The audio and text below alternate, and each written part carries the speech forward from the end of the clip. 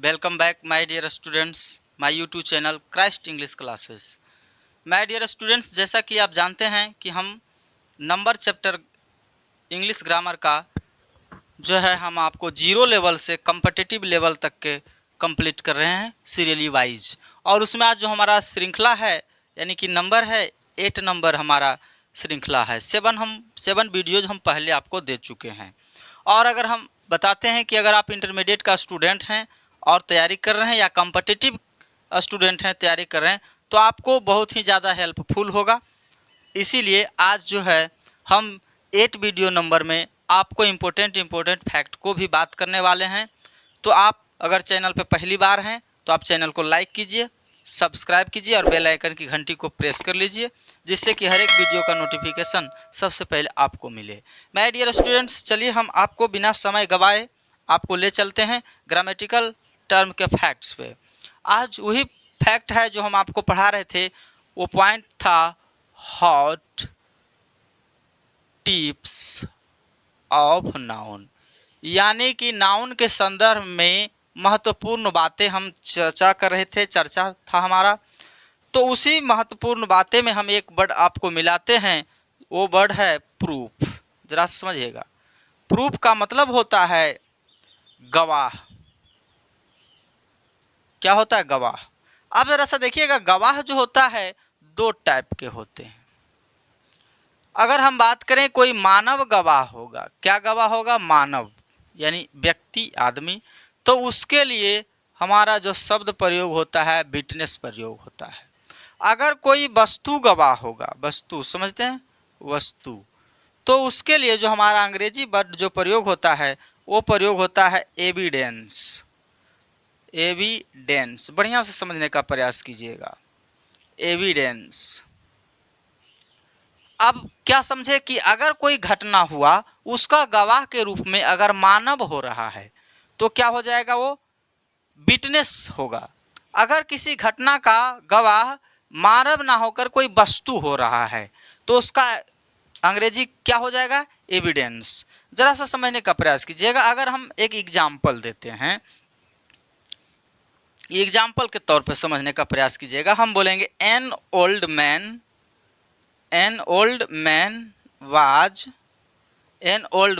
was only one। अगर हम बात करें only one एविडेंस, आप देखिएगा एविडेंस यहाँ आपको दिखाई नहीं पड़ेगा, यहाँ देख लीजिए only one evidence of the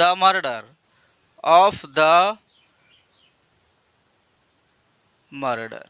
अब जरा सा समझने का प्रयास कीजिएगा, यहाँ कह क्या रहा है कि मानव है, ओनली वन। देखिए ओनली वन क्या है? एविडेंस है। तो ये मानव जाति जब बनेगा किसी का गवाह तो एविडेंस तो नहीं बनेगा, वो तो क्या होगा? विटनेस होगा ना। क्यों? क्योंकि मानव जाति बन रहा है गवाह, तो एविडेंस नहीं होगा, विटनेस होगा। तो माय डियर स्टूडेंट्स, अगर इसको हम शुद्ध करने के लिए प्रयास करेंगे तो यहाँ जो है हमारा शब्द क्या होगा?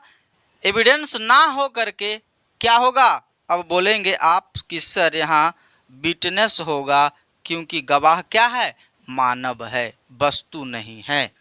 अगला एग्जाम्पल की अगर हम बात करें तो जरा सा आपको हम दिखा देते हैं एक एग्जाम्पल। यहाँ आप देख लीजिए एग्जाम्पल। अगर हम बात करेंगे द फायर्ड गन जो कि यानी गोली चलाया हुआ, वाज ओनली वन। इधर देखिए, वाज ओनली वन। अब देखिए हम क्या कहेंगे? अब अगर हम यहाँ कह देते हैं विटनेस ऑफ द मर्डर। अब जरा सा देखिए, ऑफ द मर्डर है, बढ़िया से पढ़ लीजिएगा। अब जरा समझिए, यहाँ कह रहा है फायर्ड गन, व्यक्ति नहीं वस्तु है, तो विटनेस ना हो करके एविडेंस राइट होगा। चलिए हम आपको एक वर्ड कंप्लीट किए, आप इसको स्क्रीनशॉट लीजिए, आगे हम आपको फॉरवर्ड करते हैं। चलिए अगला वर्ड मिलिए, घर। माय डियर स्टूडेंट्स, घर का आप अंग्रेजी जानते होंगे, दो अंग्रेजी होता है। एक तो आप जानते हैं कि होता है हाउस, और दूसरा आप जानते हैं कि होता है होम। जरा सा समझने का प्रयास कीजिएगा। होम का अर्थ जो होता है अपना घर होता है। हाउस का जो मतलब होता है पराया घर या किराया का घर। कैसा घर? पराया घर,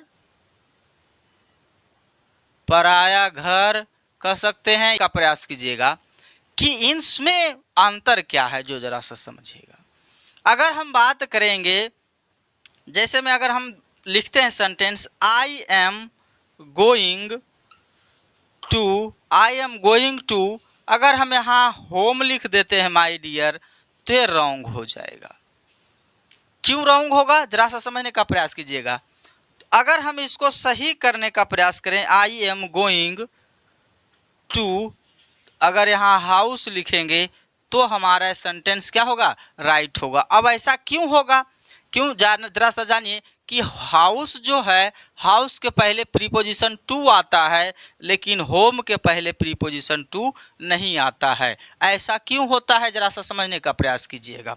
आप स्कूल या ट्यूशन से आ रहे हैं, ठीक है, और आपका कुछ दूरी के बाद पहले जो होता है एक रोड होता है या चौराहा होता है, गली होता है, वहां आप खड़ा होकर के पूछिए कि मेरा घर कौन है, तो जानते हैं क्या बोलेगा? सुनने वाले को क्या लगेगा? लगता है क्रैक हो गया माइंड, ऐसा सोचेगा। अगर हम या कोई अन्य व्यक्ति आपका घर जाकर के पूछे, बोले चलिए बताइए रमेश का घर कौन है, तो क्या वो सोचेगा? कोई पागल नहीं सोचेगा। क्यों? क्योंकि हम अपने घर नहीं जा रहे हैं, हम दूसरे का घर जा रहे हैं। तो आप फर्स्ट ऑफ ऑल इस बातों को जानिएगा। जब अपना घर जाने के लिए अगर आप टू लगा लेते हैं, यानी होम के पहले आप टू लगा लेते हैं, तो ही बात करते हैं अपना घर के लिए किसी से रास्ता पूछ रहे हैं, तो हाँ आपको पागल समझा जाएगा। क्यों? अगर आप हाउस यानी कि पराये घर के जाने के लिए अगर आप किसी से रास्ता पूछते हैं, यानी रास्ता बताने वाला कौन होता है? टू होता है, तो आपको कोई अंतर नहीं होगा।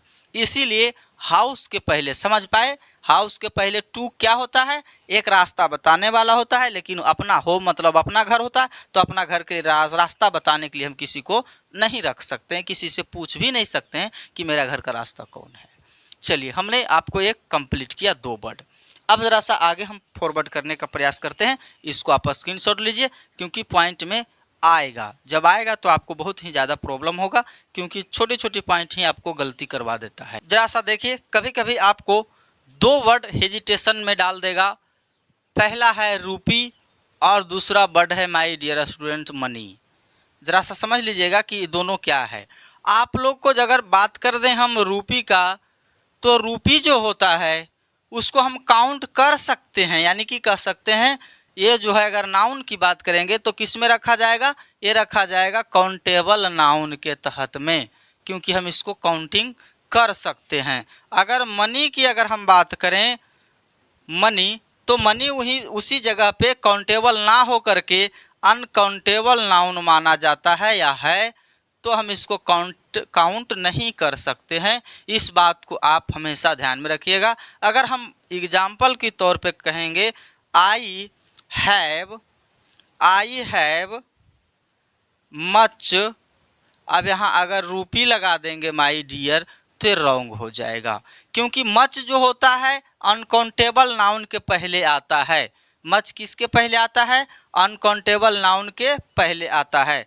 अगर हम इसको शुद्ध करने का प्रयास करें तो कहेंगे आई हैव मच, अगर लगाएंगे तो यहाँ हम कह देंगे मनी, तब हमारा सेंटेंस क्या हो जाएगा? राइट हो जाएगा। आप इस बात को याद रखिएगा कि रूपी जो होता है काउंटेबल नाउन होता है, मनी अनकाउंटेबल नाउन के तहत में रखा जाता है।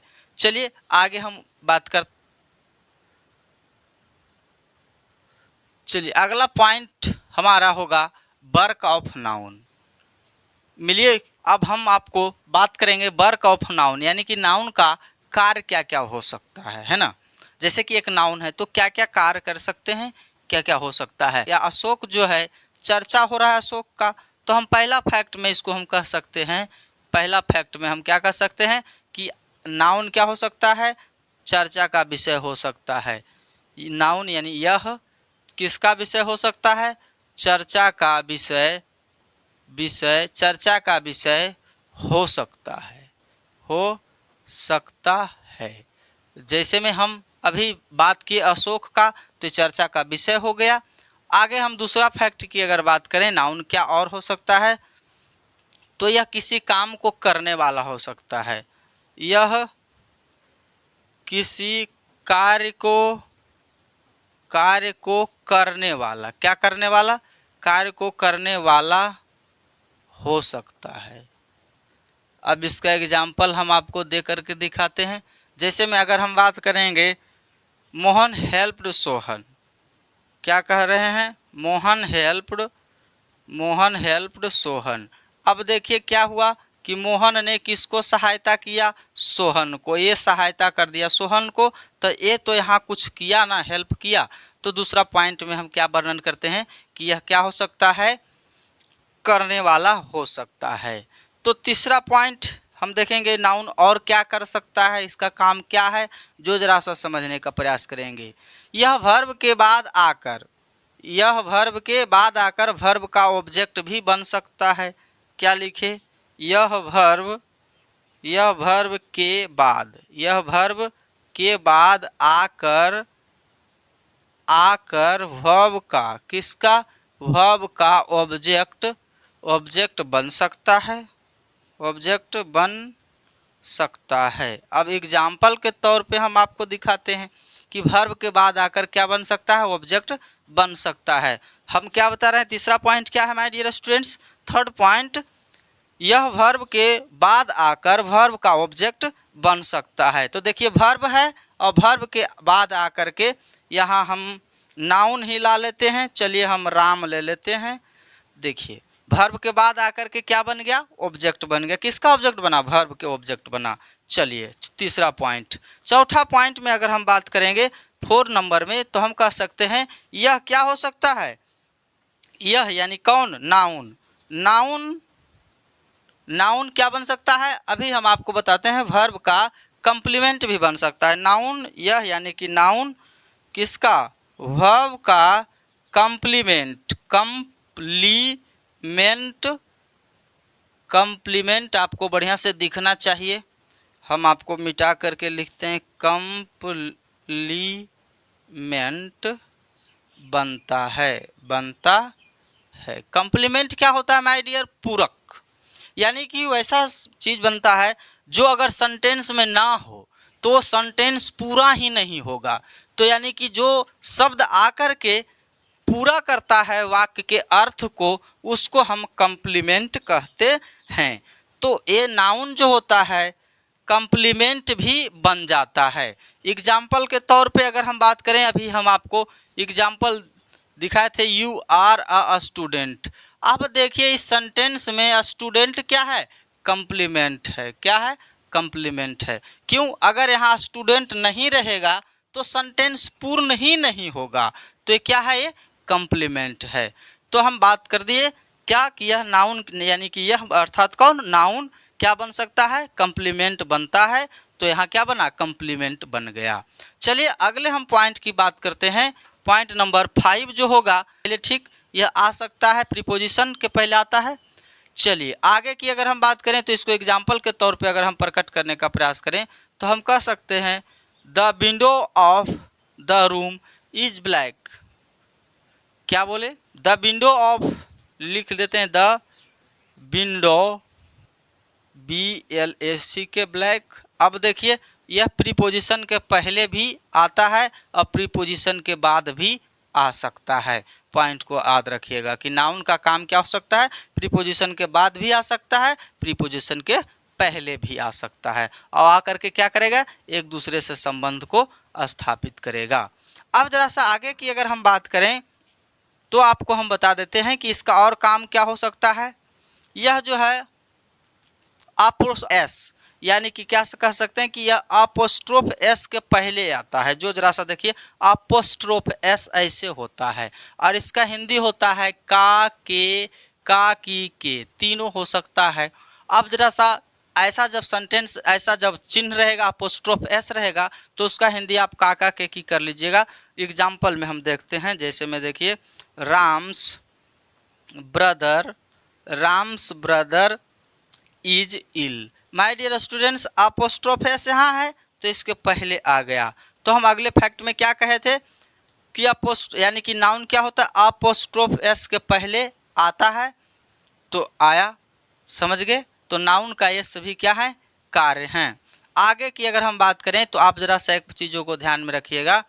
क्या रखिएगा कि आप छोटे छोटे जब बुक पढ़ते होंगे तो आपको नो और नोट का डिफरेंट मालूम होना चाहिए कि इसका प्रयोग कहाँ किया जा सकता है, क्योंकि बहुत सारे स्टूडेंट्स को कन्फ्यूजन कर देता है नो और नोट में प्रयोग का। चलिए हम आपको बता देते हैं, क्योंकि ये भी आपका ही कोर्स में है, क्योंकि हम 0 लेवल से कंपटीशन लेवल तक की ग्रामेटिकल को जब हम कंप्लीट कर रहे हैं तो आपको बताना अवश्य है, नहीं तो फिर आप मिस कर जाएंगे।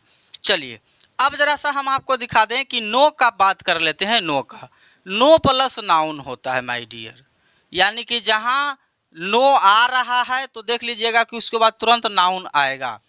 अगर हम बात करें एग्जाम्पल का तो हम कह सकते हैं आई हैव नो पेन। यह राइट है। क्यों राइट है, क्योंकि नाउन के पहले एडजेक्टिव आता है और एडजेक्टिव आ गया। अगर हम इसी के अगर हम बात करें नो का प्रयोग में तो हम कहेंगे I have not a pen. अब ये सही हुआ, क्यों, इसके पहले आर्टिकल आया तो हम ए का प्रयोग किया आर्टिकल का, उसके पहले प्रयोग हुआ नोट का। ऐसा क्यों, क्योंकि नो जो है एक एडजेक्टिव है और नोट जो होता है एक एडवर्ब होता है। तो आपको मालूम है क्या कि हमेशा नाउन के पहले कौन आता है, एडजेक्टिव। जैसे में हम दिखाते हैं Ram is a good boy, Ram is a good boy. अब देखिए बॉय क्या है माय डियर, नाउन है, और गुड क्या है, एडजेक्टिव है, फिर ये छोटा एडजेक्टिव है। अब देखिए पेन क्या है, नाउन है, तो नाउन के पहले कौन आया था, एडजेक्टिव, तो यहाँ भी क्या आ गया, ये एडजेक्टिव आ गया। फिर देखिए पेन क्या है, नाउन है, पेन क्या है, नाउन है, आर्टिकल क्या है, छोटा एडजेक्टिव है, और क्या आ गया, फिर नोट क्या है, एडवर्ब है। एक सेंटेंस अब हम आपको और दिखाते हैं, Ram is a very good boy. अब जरा सा इसमें देखिए राम बॉय नाउन है, गुड एडजेक्टिव है, वेरी एडवर्ब है। तो कैसे श्रृंखला चला, नाउन के पहले आया कौन, एडजेक्टिव, एडजेक्टिव के पहले कौन आया, एडवर्ब, उसके बाद छोटा आर्टिकल आता है। अब देखिए तो यहाँ देखिए क्या, नाउन आया, नाउन के पहले एडजेक्टिव आया, उसके पहले क्या आया, एडवर्ब आया। तो इस प्रकार के श्रृंखला में अगर हम बात करेंगे कि देखिए आई हैव नोट बुक अगर कह दें तो ये रॉन्ग होगा। क्यों, क्योंकि इसके ये जो प्रयोग हुआ तो इसके पहले बात जो है ए यानी कि एडजेक्टिव आना जरूरी होता है। अगर हम बोले मेरे पास चावल नहीं है तो हम कह सकते हैं आई हैव नो राइस, ये सही हो जाएगा। अगर हम बोले आई हैव नो वाटर तो ये भी क्या हो जाएगा, सही हो जाएगा। अब ऐसा नहीं समझ जाइएगा कि अनकाउंटेबल नाउन के पहले ही खाली नो आता है, नहीं माय डियर। अगर आर्टिकल नहीं है तो वहाँ भी नो आ जाएगा। जैसे में हम क्या बोले थे, आई हैव नो पेन, तो पेन के पहले आर्टिकल नहीं था तो नो आ गया एडजेक्टिव। अगर हम यहाँ देखिए दूसरे सेंटेंस में पेन के पहले आर्टिकल आया ए, तो उसके पहले नो नहीं आकर के नोट आया। क्यों, क्योंकि ये किसका काम करता है, छोटा सा एडजेक्टिव का काम करता है। चलिए तो हमने आपको आज पॉइंट डील किया वर्क ऑफ नाउन, और हमने कुछ इंपॉर्टेंट फैक्ट जो क्या प्रूफ वर्ड को मैंने कंप्लीट किया, होमवर्क वर्ड को मैंने कंप्लीट किया घर को, और बाकी हम अगर आप बोलेंगे तो हम आपको कॉमन इरर्स इन नाउन पॉइंट भी आपको क्लियर कर देंगे नेक्स्ट वीडियो में। Thank you, best of luck.